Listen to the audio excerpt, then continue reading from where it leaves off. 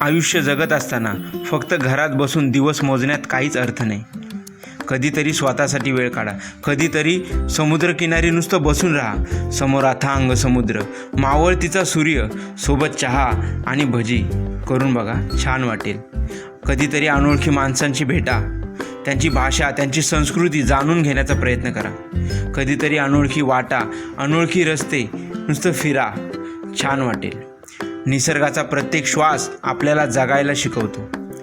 झऱ्यांचा शांत आवाज, पक्ष्यांचं मधुर गाणं, थंडगार वाऱ्याची थाप, हे सगळं जगायला हवं, अनुभवायला हवं.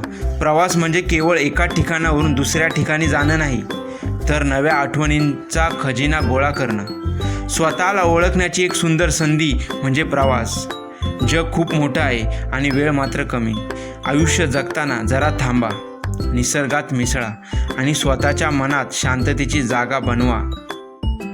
कारण आयुष्य हे आठवणींचं असतं, गोष्टींचं नाही.